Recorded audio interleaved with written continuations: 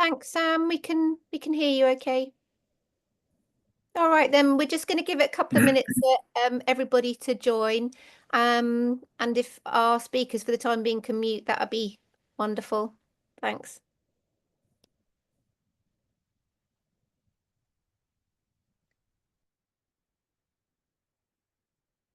All right then. So welcome everybody. It's lovely to have you with us at C&D's webinar, which tonight is Peace, Not Weapons, Stopping Britain's Nuclear Weapons System. As I'm sure we've all seen with Prime Minister Starmer's announcement yesterday, the government is pushing through billions more for military spending, whilst slashing critical aid to tackle extreme global poverty and halt climate chaos. These are the sort of the Trumpian priorities of this government now, and they represent a much more dangerous and damaging role for Britain in the world. Starmer is arguing that pouring billions more of public funds into military spending will keep us safe and drive growth. But nothing obviously could be further from the truth. Instead, this reckless war drive will increase the risk of nuclear confrontation, boost more profits for arms companies like BAE Systems, and not keeping any of us safe at all.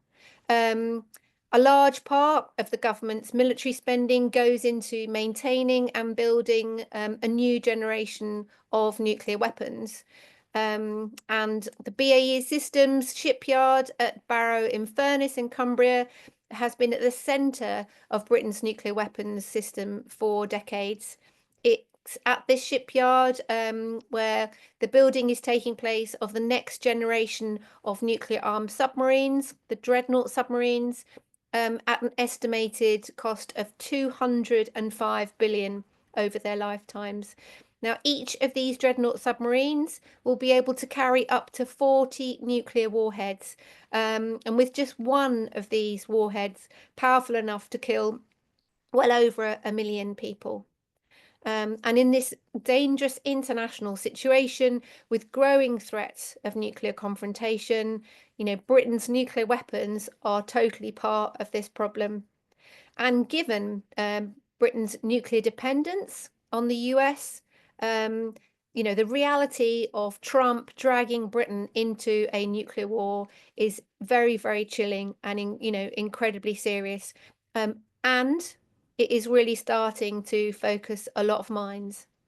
But of course, meanwhile, communities like Barrow, dominated by a single arms company like BAE Systems, live with the threat of nuclear accidents on their doorsteps. So instead of areas like Barrow, being threatened in this way and living in such an insecure way, these communities, they need investment in jobs diversification programs, which can provide communities with decent jobs that don't threaten people and planet. So tonight, we are discussing all of these interlinked issues and how we can strengthen our campaign for scrapping the Trident nuclear weapon system and its replacement. So I'm really delighted to introduce our speakers here tonight. First, we're going to be hearing from Phil Webber, who is the co-chair of Scientists for Global Responsibility, who do absolutely incredible work, really, really important, vital work that really backs up our campaigning, not only in terms of sort of hammering through the numbers, the sort of the stats in relation to sort of funding, but also looking at the impact, the real sort of impact of nuclear war environmentally. So it's really, really brilliant to have Phil with us here. So over to you, Phil. Thank you very much.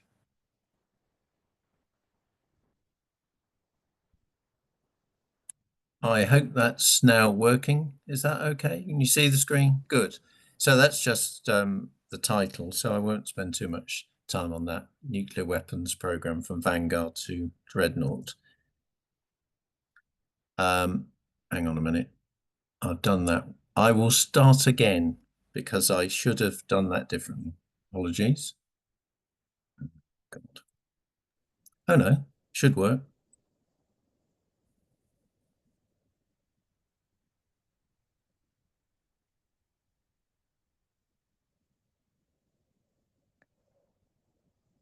Okay, so I hope you've now got my second slide. If Yep. somebody could, yep, good. Yep. All is brilliant, So Bill. All is brilliant. good. Just to say, the bulletin, the atomic scientists have set the doomsday clock at 89 minutes, seconds actually to midnight, not minutes. And the main reasons were the risk of nuclear escalation or miscalculation, especially with the Ukraine war, the climate emergency, and dangerous and deliberate misinformation, where you have to say that's being weaponized by Trump, Musk, et al. And I've added one more thing, which they didn't mention because they came out with this before the new president was in place. I would say the new US leadership is problematic, to put it mildly. Now, why isn't that going? For some reason, I'm not getting the next slide, and I don't know why. Are you moving the slideshow along in the PowerPoint itself, Phil? No, I'm on slideshow and I press return. That normally goes to the next slide and it's not working. Does it work with the right arrow? You know, the 4 arrows, and there's one to the right. Nope. None of those are working. Oh God. I don't know why that is. I'm really sorry about this. Perhaps if I'll try this. No, that didn't work either. If I go back to screen, let me see. Right, it works when I stop sharing. Can you see the screen now or not? No. Right, okay. Or The not other thing okay. is whether Every time I share it, this stops working, so this is a bit clunky. Okay. it could be otherwise it could be that Sarah, Sarah shares it. But should we see how that goes? Yeah, okay. So essentially, this is a very brief reminder of the extreme impacts of nuclear weapons, which Sophie's really already covered. But just their existence creates a huge risk of mistakes because of equipment failure, cyber attack, unpredictable leaders, US, you have to say, Putin, you have to say as well. Just one weapon cannot be dealt with. And as for regional nuclear war or global nuclear war, the consequences are catastrophic for civilization, basically. Aha, it has worked. I hope, no, it hasn't. Right. Oh, can you see my screen now? No. Oh, good grief. Right. I think Sorry about this, people. Sarah, do you think Yeah. it's possible if you shared it from your screen? Okay. Would that be all right? Anyway, so this is just to remind people there's 2 out of the 4 Vanguard, oh, right. Are you with my 4th slide with the picture of Trident, Sarah? No. There we go. That's it. Great. Just say next when you need the next one. Okay. I just need to make it bigger. Great. Okay. So just to remind people, only 2 of the 4 Vanguard subs are currently working, and I could put that working in inverted commas because they're very extended, dangerous 6-month patrols. So the continuous patrol may not be able to be continued. And as I've said before, nuclear weapons are extremely destructive. And as Sophie mentioned, one submarine carries at least 40 warheads of 100 kilotons. And the submarine's quite capable, depending on what it's aimed at, of course, of causing millions of fatalities and tens of millions of casualties.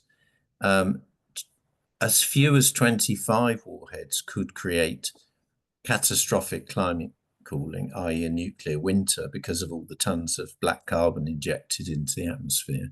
And the total explosive power is huge. It's greater than the 6 years of bombing during World War II, including the two nuclear weapons, Hiroshima and Nagasaki, that were detonated. So if you could put the next slide, please, Sarah.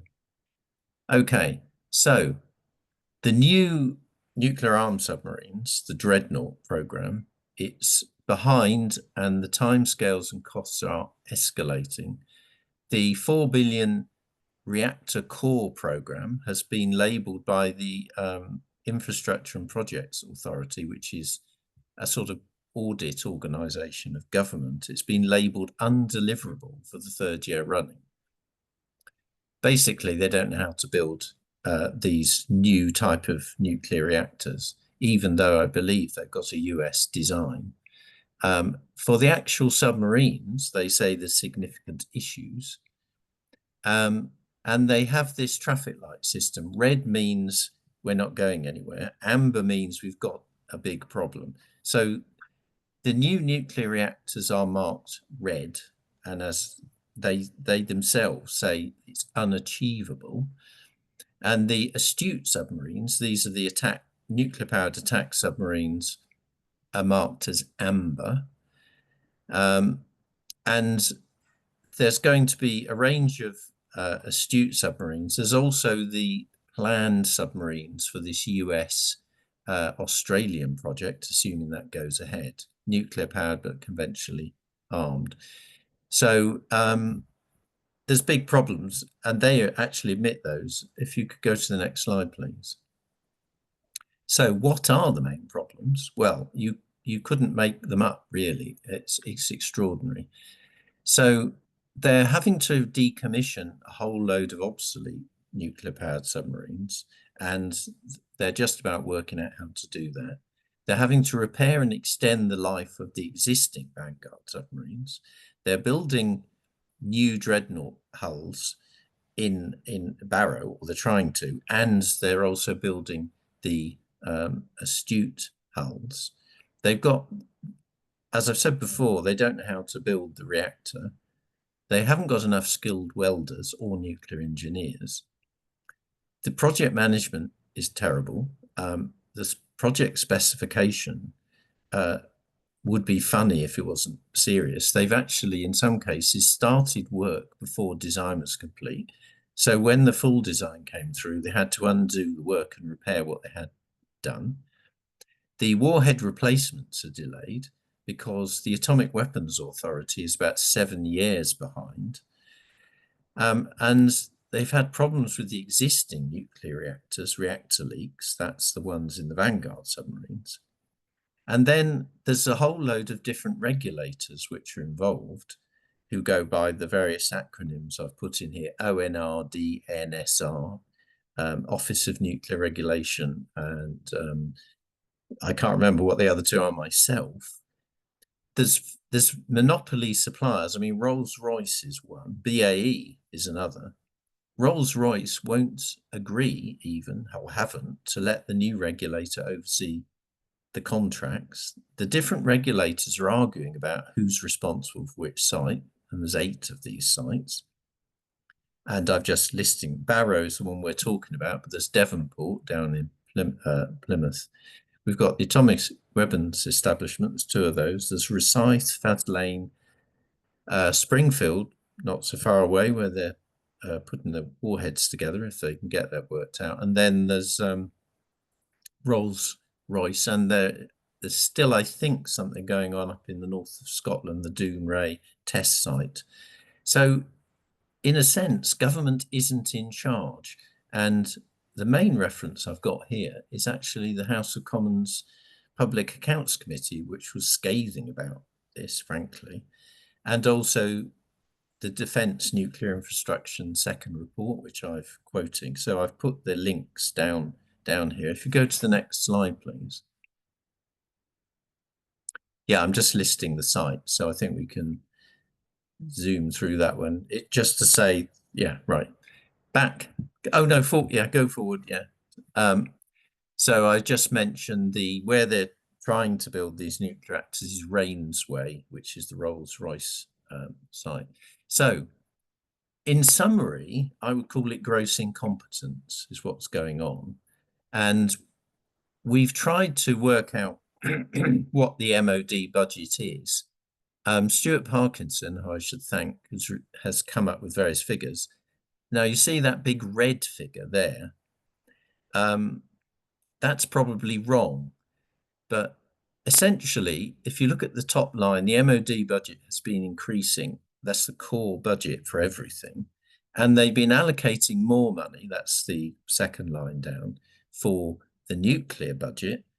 But they've got huge contingencies in there, and it's very likely that these figures are underestimates. Now, the only reason that that big red 73 billion is probably wrong is because it's based on the way NATO work things out. And we're rather dubious about Starmer's announcement of the increased 13 billion.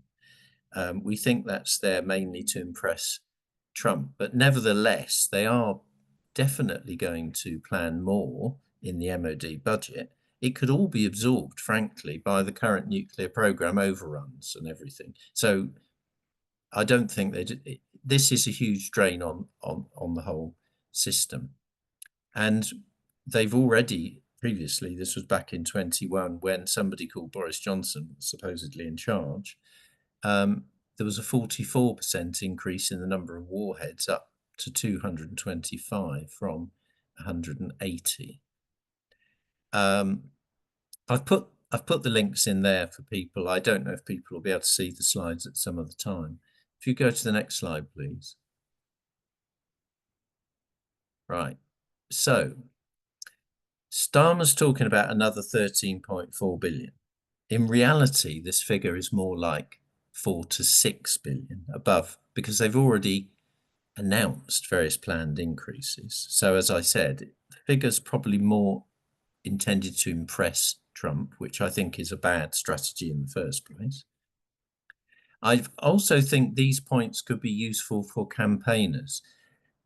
Quite often in the media, people say, oh yes, the US military spending in Europe is 3.4% of their GDP. That's not true. That's their global spending. What they spend in Europe is about 1.5% of the US GDP. That is a huge amount of money, but it is 1.5% of their GDP. Nevertheless, the US has been saying NATO European countries have got to spend more, 2.5, or is it 3, is it 5%? So there's a certain level of hypocrisy there and misleading figures. The other thing I'd like to point out is that if you take the current spending of UK, France, Germany, Italy, and Poland, add it up, and in equivalent billions, you're talking 253 billion. Germany doesn't meet this 2% target anyway. If you look at what Russia spends, it's very similar, about nearly 300 billion. And that's in something called purchasing power parity, which allows for the fact that things are somewhat cheaper in Russia. The unadjusted sum would be 109 billion. So already you could say the UK, France, Germany, Italy, and Poland put together spend something similar to Russia. So why is anybody talking about increasing it? That's without any US input. And if Germany were to spend a bit more, they would be at parity. But what I would say is the problem isn't the money and the fact anybody's suggesting we need to spend more. The problem is how this money is spent. It's not being spent on defense. It's being spent on offensive force projection, as they like to call it, global forces. For example, we've got giant aircraft carriers swanning around in the China Sea. They're not defending the UK. We're subsidizing UK arms manufacturers. An example is the F-35. And NATO are already planning their own air defense system called Sky Shield, and they're already talking about more ammunition stocks and production. So I don't think the case is obvious that somehow there needs to be more arms spending in Europe. Next slide, please. Then I think this is what I've called it the final straw. This whole system is entirely US dependent. So our nuclear warheads, they sit on US leased missiles. We don't own them. They have to be regularly serviced on the US East Coast. To get where they're supposed to, they have to rely on US military guidance, radioactive tritium gas, as far as we know, US launch tubes, and even the designs are US designs. US and UK submarines have coordinated patrol zones, which so they don't bump into each other by mistake. So really what we have is part of a US system. And you really, I think, have to ask the question. So the US are saying, oh, well, we're pulling out of NATO. Can we assume that this nuclear cooperation would even continue? Are the US going to continue to want to deploy new nuclear weapons in Lakeland Heath, the new B-61B nuclear drop bombs, for example? I mean, we think that nuclear weapons are a very stupid idea in any case, because they certainly don't prevent war. The Ukraine war has shown that. They do create the risk of a catastrophic escalation. And the tactical nuclear weapons have warheads which are as large as the so-called strategic ones. So surely, in a sane world, this would be even more of a wake-up call to say, right, well, let's get rid of this nuclear weapon program, which is a drain on actual defense. And you can actually have better security by restoring health services and a fast green transition. That's real human security, and those things would pay for themselves as well. And if we must, let's have better regional defensive conventional forces and forget these crazy global ambitions. We are a relatively small country in the overall scheme of things, with China, Russia, and America throwing their weight around and wanting to carve up the world. Next slide, please. Next slide. Okay. That was it. That's it. That was it. Yeah, just checking. That's me. Thank you. Brilliant. Thanks so much, Phil. That there was so much in that. I mean, I'm pretty sure that we can share your presentation with all the participants after the meeting when we email everybody. So thank you so much for that. Yes, huge amount in there. I'm going to move on to our next speaker, but people are already kind of putting questions in the chat. Some people are answering those questions, but certainly do remember that you can actually put questions. I think we've got a Q&A. There should be a Q&A box available for you to put in questions, but otherwise do put them in the chat for our speakers, and then our speakers will be able to answer those after we've had them all. So I'm now going to move on to our next speaker, which is Philip Gilligan. So Philip's a sort of fairly local activist to the Barrow area. He's from South Lakeland and Lancaster C&D, a really long-standing, really excellent, very, very hard-working campaigner for for nuclear disarmament, but also working really hard to kind of build the links with the trade union movement, with the environmental movement, and much more broadly. So a really excellent campaigner. Really delighted to have Philip with us here to really sort of talk about the reality of the kind of militarism that our government is driving and what that really means to communities. Over to you, Philip. Thank you, Sophie. I think what I particularly want to emphasise is the extent to which BAE Systems and the production of nuclear submarines dominate Barrow-in-Furness. And they dominate it visually, economically, politically and psychologically. The dockyard that's currently building the 4 Dreadnought class submarines and the Astute class submarines being built for the AUKUS military partnership is by far the largest building in the town, and it can't be ignored and it can't be forgotten. Barrow's schools and Barrow's nurseries, care homes and day centres have to keep stocks of stable iodine tablets to be taken by everyone, and especially by children and other vulnerable groups, as soon as possible following the meltdown of any working nuclear reactor, because that's likely to result in the release of highly radioactive iodine and the consequent risk of developing thyroid cancers. And such tablets are also distributed to all the households and businesses in the areas around the dockyard, together with a booklet entitled What to Do in the Event of a Radiation Emergency. Meanwhile, the World Health Organization tells us that stable iodine would not protect against any other radioactive substances that may be released into the environment. And the schools in the area are regularly visited by BAE Systems so-called ambassadors, and they will, I'm certain, be encouraging all 6 to 16-year-olds in the area to attend what's being called this STEM roadshow at Furness College in the middle of March. STEM stands for Science, Technology, Engineering and Maths. And that's an event that's supported by BAE Systems, the RAF and the Navy.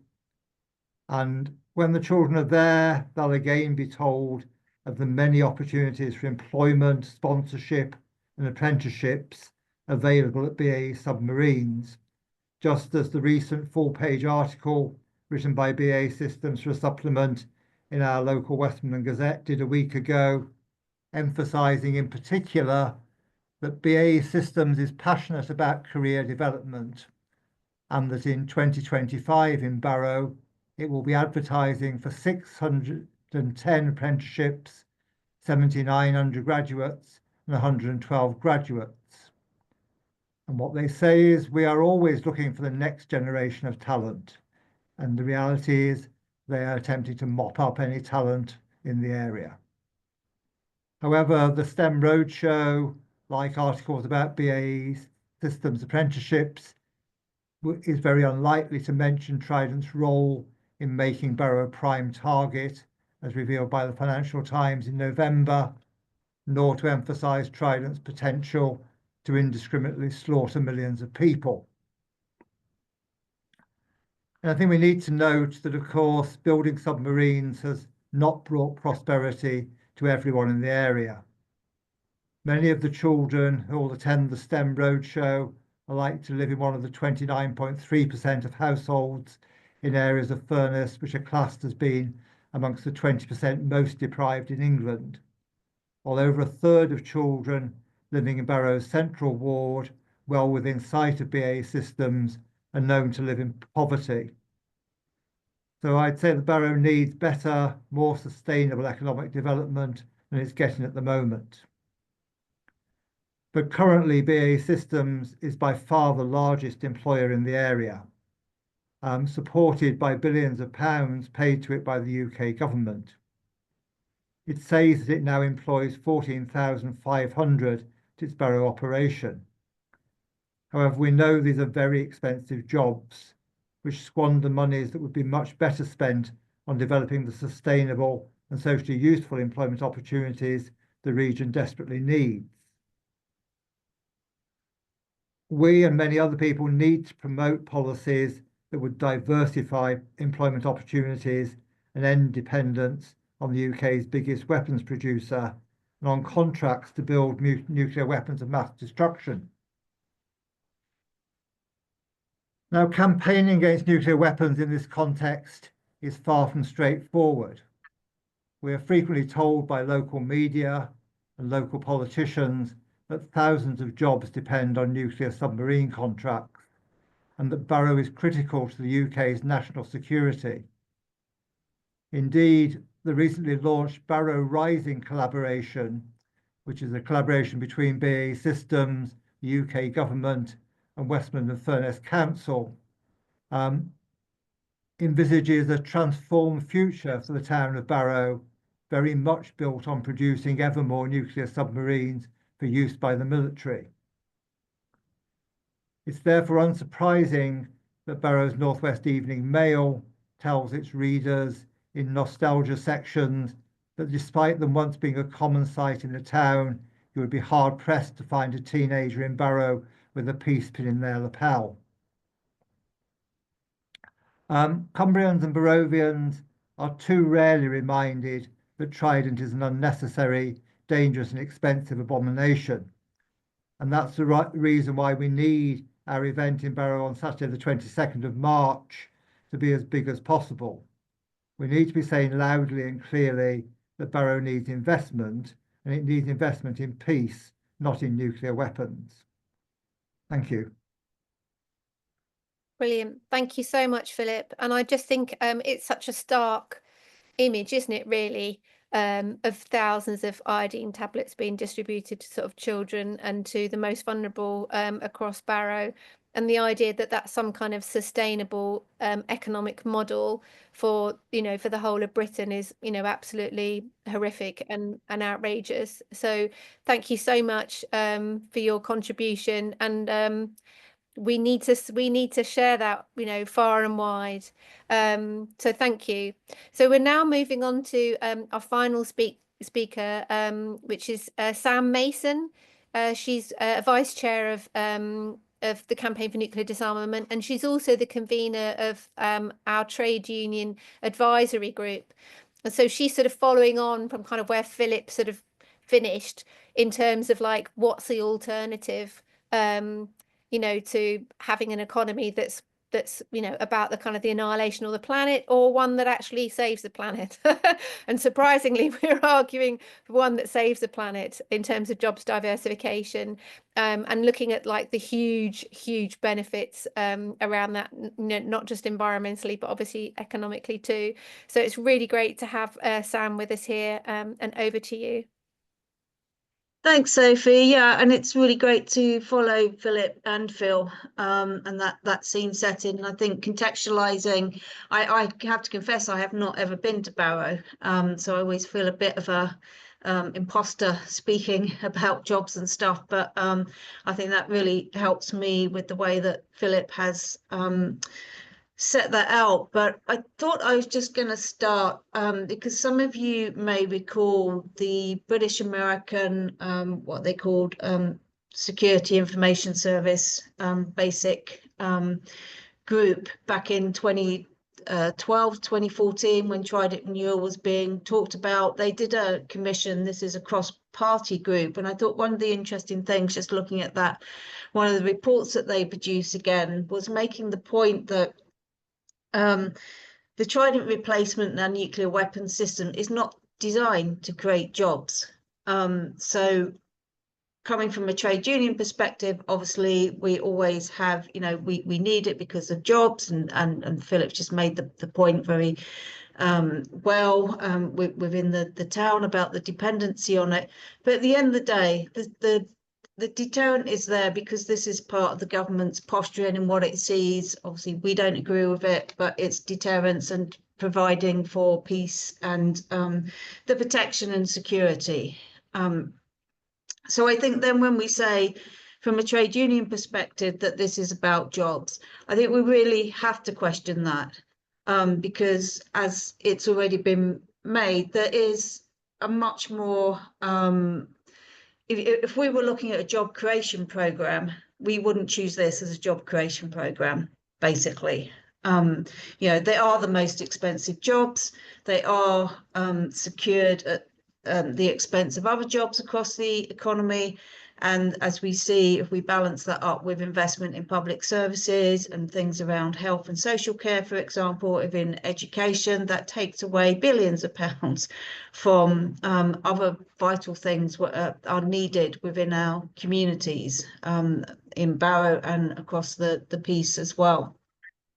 I think the other disturbing thing we see at the moment, so those of you who may have been following it, the government in December released an industrial defence strategy statement of intent. And this is going to include trade unions in discussions. And while this again isn't Barrow Pacific, it's very much talking about putting defence as one of the 8 priority sections for growth and linking defence into growth. Now, we've had across the trade union movement in the past couple of years, unfortunately, a move towards supporting the increased expenditure in defence spending on the basis of growth and jobs.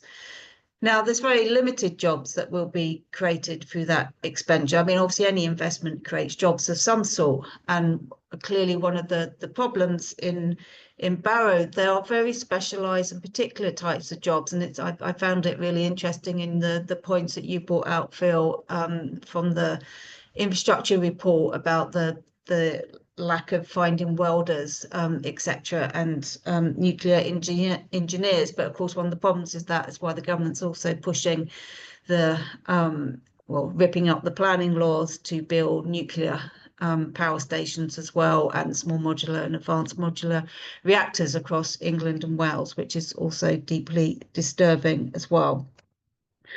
But I think we would all agree, those of us in C&D at least, that this is not the kind of industrial strategy that we need. Our real threats facing us, and again, has already been stated, but I think we can't state it often enough, is rampant and accelerating climate change, which is now impacting everybody across the globe, and significantly more in the UK as well, with flooding events, and a failure as well to meet our needs in terms of adaptation, because we will have to invest more into adaptation, not just mitigation measures as well. Now, Barrow, of course, has not always been a one company town, and it hasn't always been dependent on the nuclear deterrent and weapon system there and the submarines. We know historically over the years there has been a diversification of jobs within Barrow itself as a shipbuilding yard, and it's played different roles within the economy, going back to sort of pre-First World War. We also know that back in the 80s that there was an attempt for workers in Barrow to produce an alternative economic plan based on the model of the Lucas Aerospace workers, that looked at an alternative corporate model, because at the end of the day, this is government taxpayer money which is going into this work in Barrow.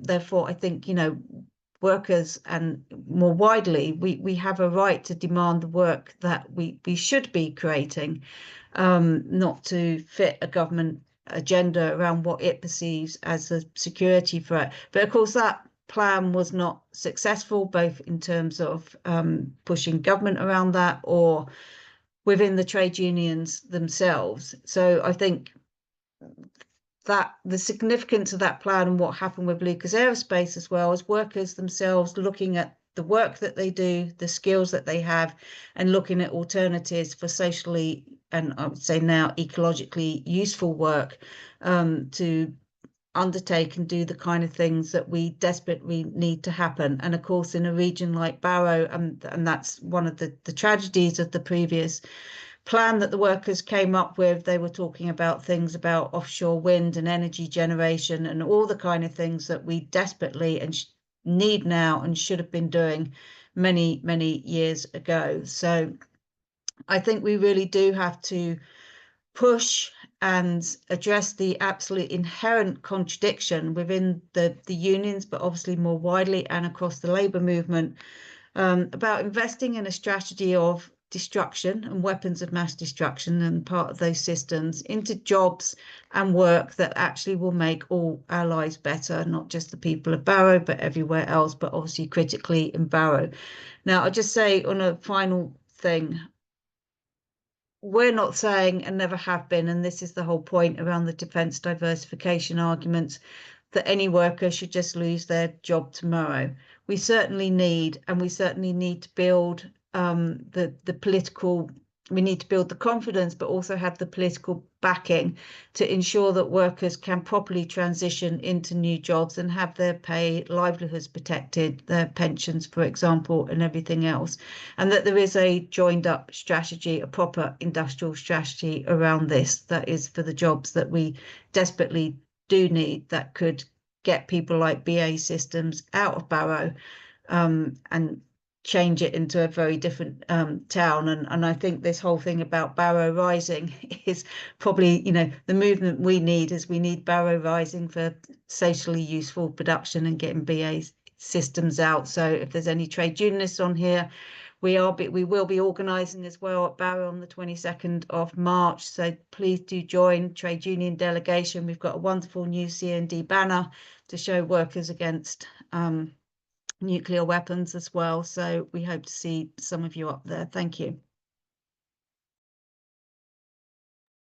Thanks so much, Sam. Really great to hear from you, and lots of like really important work going on and needs to be strengthened. And I think, you know, you're absolutely right in terms of, you know, key to the trade union movement is totally you know, pulling apart this whole thing around it's all about the jobs.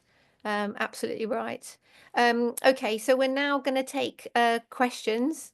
And how I'm going to do this, in fact, actually, before I take the questions, I should actually say that as you can see, we are one speaker down, actually, which we were expecting Belle Ribeiro Addy, who's one of our vice chairs of our parliamentary CND group, but unfortunately she's not well, so we wish her all the best, and you know, sorry that she can't make us, but a really strong supporter and absolutely critical supporter at this time.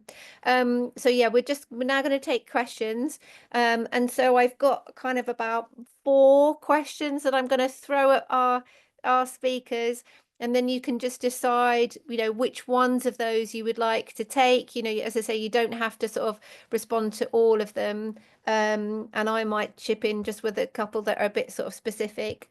But the sort of the first question we've got is sort of around like the actual possibility, the viability of being able to scrap Trident. You know, do we think that this is possible? Or, you know, is it that we should be looking at, pushing for increased conventional weapons, and, you know, as a way to kind of say, let's, you know, we don't need to have the sort of the Trident nuclear weapon system. That's one of the questions that we've had in. Another has been around, like, you know, if we were to sort of scrap Britain's nuclear weapons, what impact would that have on Britain's role within NATO? So I think that's a kind of, you know, basically sort of, you know, what's the likelihood of being able to scrap Britain's nuclear weapons, and what we know, what's the sort of the impact of that? Then another question is around sort of the engagement of like elected representatives, so MPs. You know, to what extent do MPs know about what is going on? I think particularly in relation to the disaster that is the nuclear weapon system. And I can certainly say on that you know, CND sends out briefings to MPs, particularly around the absolute sort of disaster that's going on in terms of the overruns and in terms of the cost, you know, the huge sort of costs around Trident. So we're definitely doing that. But in terms of, you know, putting the pressure on MPs, what more can be done on that? Then we have questions around kind of Trump, and you know, what that means for you know, defense, what that means for peace. So one of the, you know, questions has been, you know, Trump has announced, or, you know, saying that he's interested in or wants to have discussions around reduction of nuclear weapons. You know, should we take that, you know, at face value? Do we think that's a really serious, you know, thing that he's talking about, or is this kind of fake news? Which I think sort of feeds into this sort of general, you know, destabilizing approach of Trump and the very kind of contradictory sort of nature of Trump.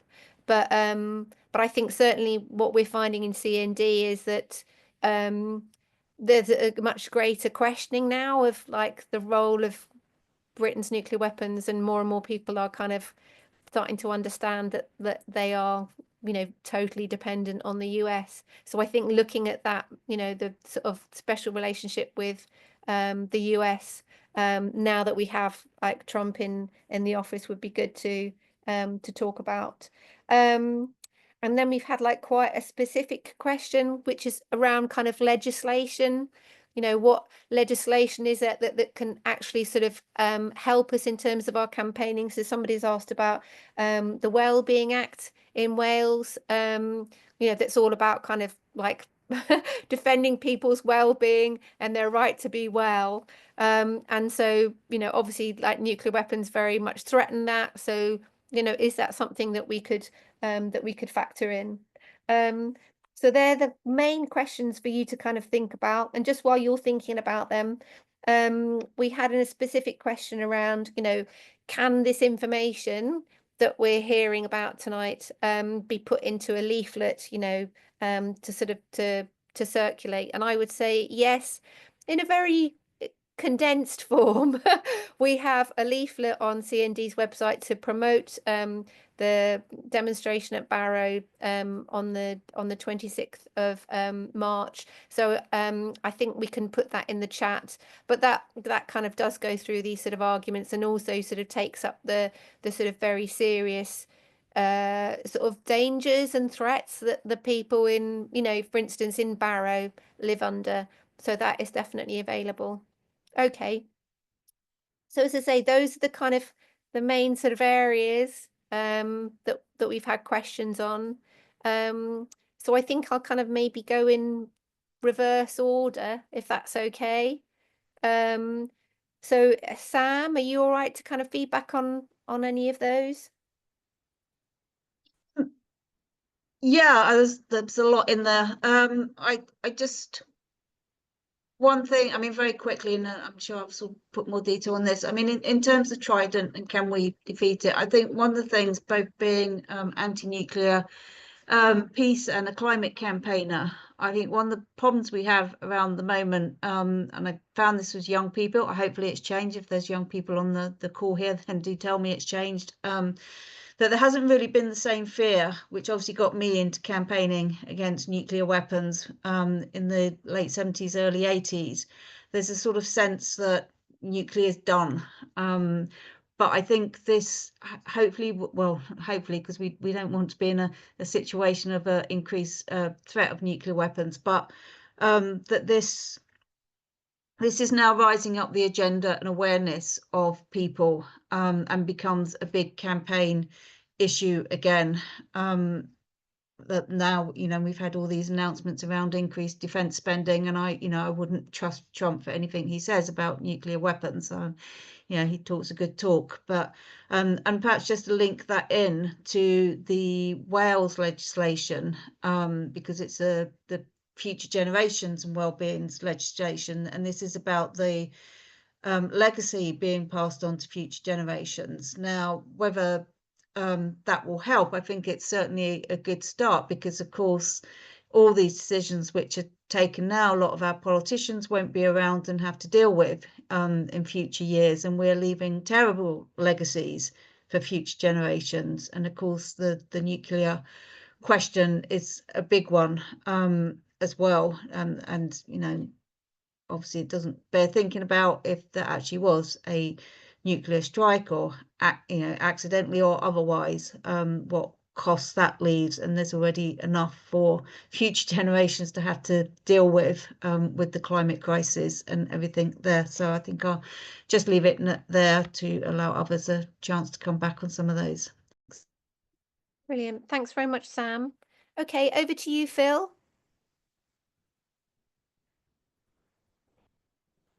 Do you mean Phil, not Philip? I mean Phil. Right. Okay.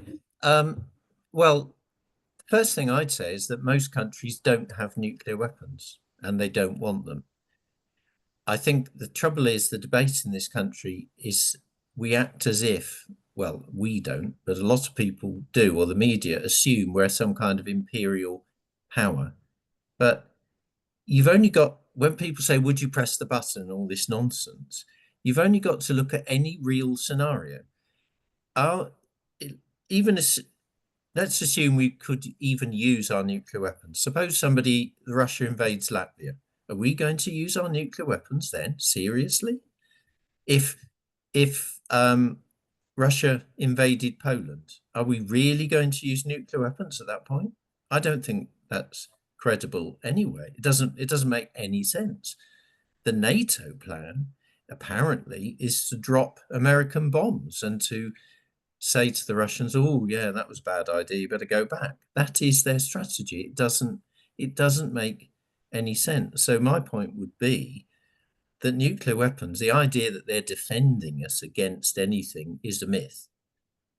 We have to somehow get that across. Most countries don't want them as well, because they just see them as irrelevant or dangerous. They're just the nuclear weapons that are around, and there's huge numbers in Russia and America, and also quite a lot in China, are just threatening the existence of humanity. They're in no way any kind of defense. I think that's a key point. But turning to our Trident system, I don't think it's credible that we could use our weapons independently, particularly with this current administration. I think it was the case beforehand. The only time you could credibly imagine we could use our weapons independently was when the UK was a smoking radioactive ruin, and some UK nuclear submarine might be able to fire nuclear weapons then. Who they'd aim it at is anybody's guess, or if they would. So that's the nature of the lunacy of doing it. What, in my view, would be a real defense, or what is a real defense, and Ukraine has shown that, is when you've actually got defenses and troops and people who want to defend their country on the ground. You can make it just really difficult for somebody to take over your country, but you do need forces there as a barrier. So I think that's what I would advocate. Turning to Trump, I think he might be serious, if he's serious about anything, about getting rid of some nuclear weapons, because he sees it as a deal. And lots of previous American military have said we should get rid of some of their nuclear weapons because they've got levels of overkill and redundancy which are ludicrous, because they could kill the world with their submarines, they could kill the world with their bombers, and they could kill the world with their intercontinental ballistic missiles. So it is possible that Trump might agree with Putin, yeah, let's cut them all by half and save ourselves loads of money. Okay, well, I think we should take him up on that and say, great, you go for it. We're all ears. So that's, and I'd like to make another point about jobs. Almost any way of spending money would create more jobs than Barrow jobs or jobs building submarines. They're incredibly capital intensive, highly skilled jobs, a bit like the Hinkley site, which all the economists said, don't do it. It's going to create incredibly expensive electricity.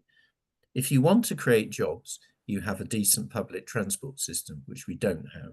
You have a decent healthcare system, which we don't have.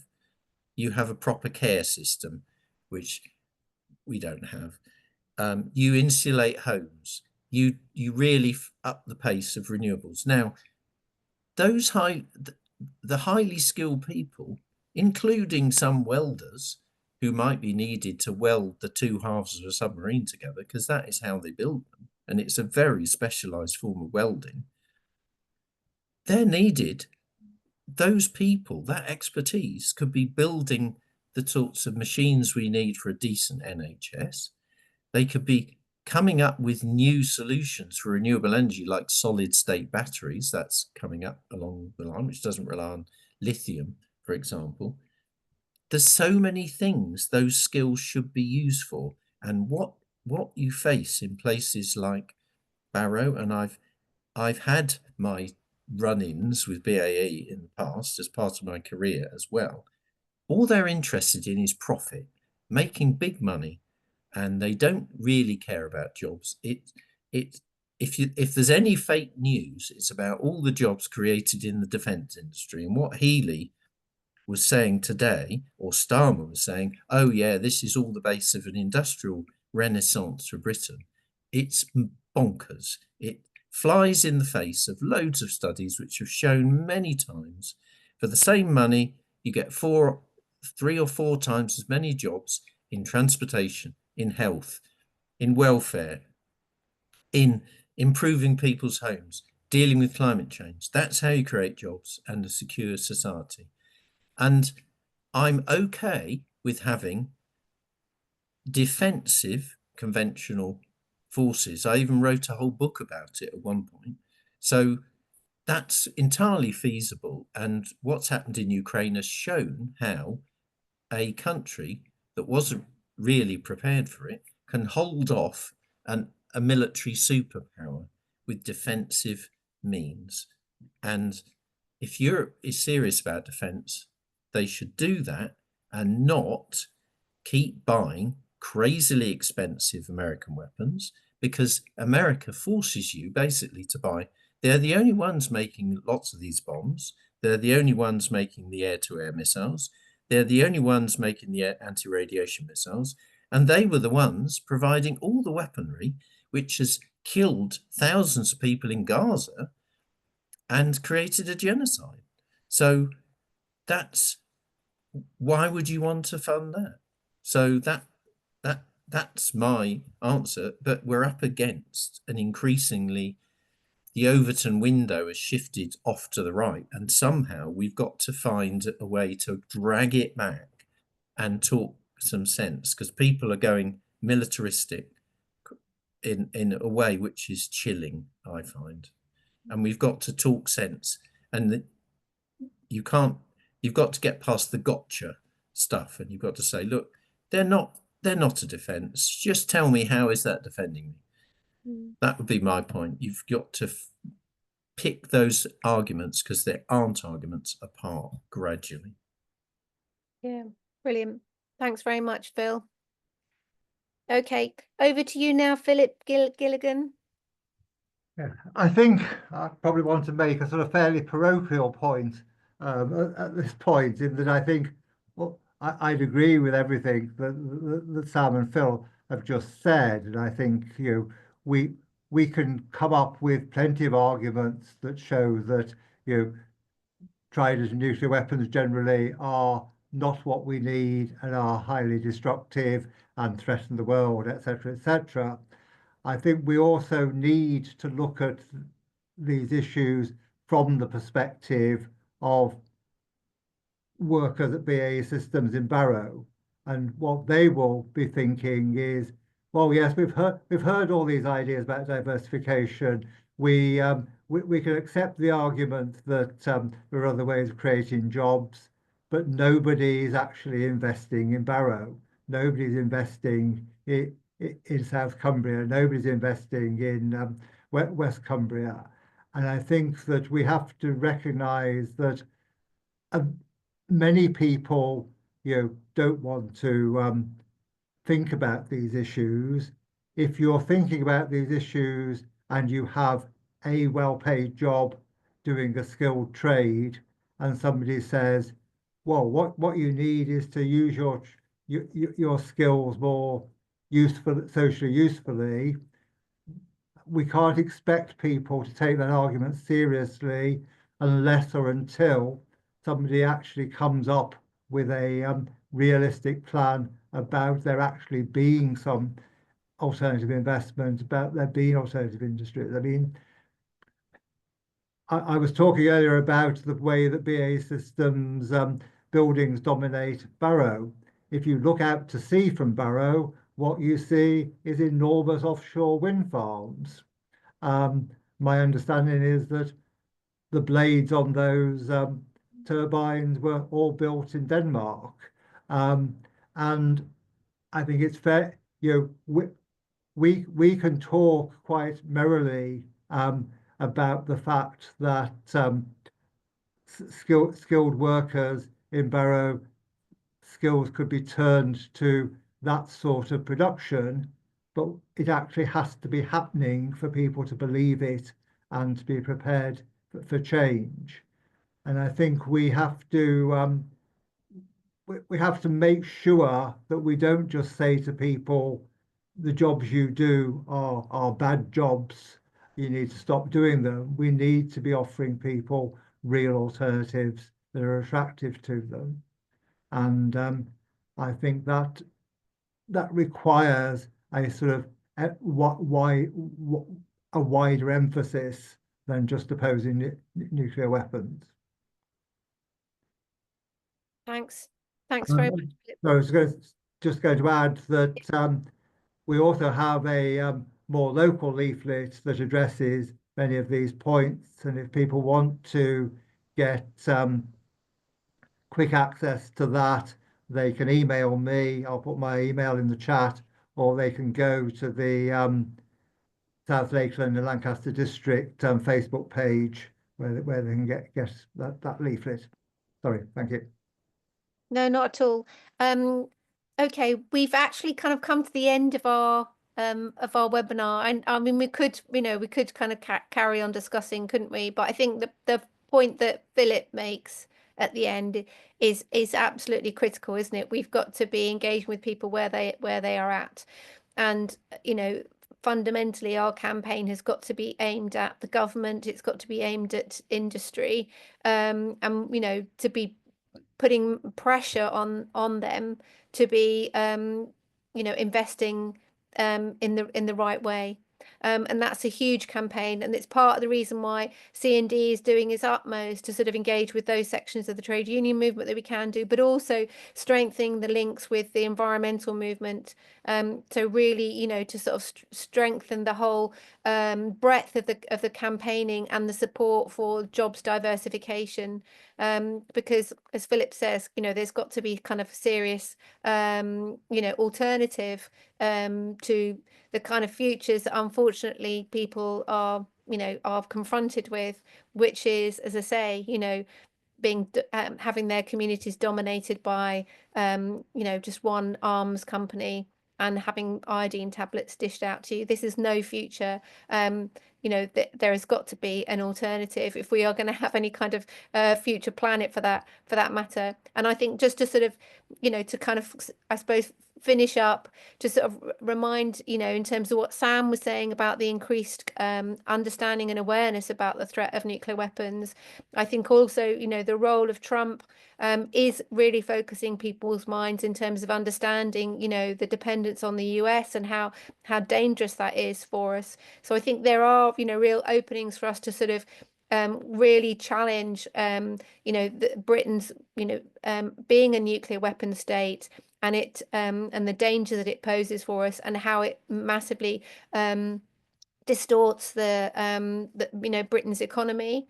But I think this is a big fight. It's a long sort of a long fight that we've got to wage, but we've got to be doing this. It's absolutely critical, and so that's why we are going to be at Barrow on the 26th of March. Sorry, Philip. 22nd. 22nd of March. I said that before, didn't I? The 22nd of March, we're all going to be in Barrow to put the spotlight on this shipyard, to say that there is an alternative to nuclear weapons, war, genocide. We need a sustainable economy that's based on real security. And I think finally, the terrible priorities that have been set by this government in terms of the massive cuts to overseas aid brings in, again, this argument about like what is real security, like Save the Children, lots of international NGOs are saying, how on earth is this possibly sort of sustainable? We need to be looking at what real security is, and real security means not having nuclear weapons, them not being part of a defense policy. So, you know, we're going to keep campaigning, we're going to keep going, and, you know, we will get there. We really hope that you can join us on the 22nd, and spread the word, you know, share all the information, the materials that we've got on our website, and, you know, share the link to this webinar, which you'll be getting at some point after this in a few days. So thank you very much, and see you all soon.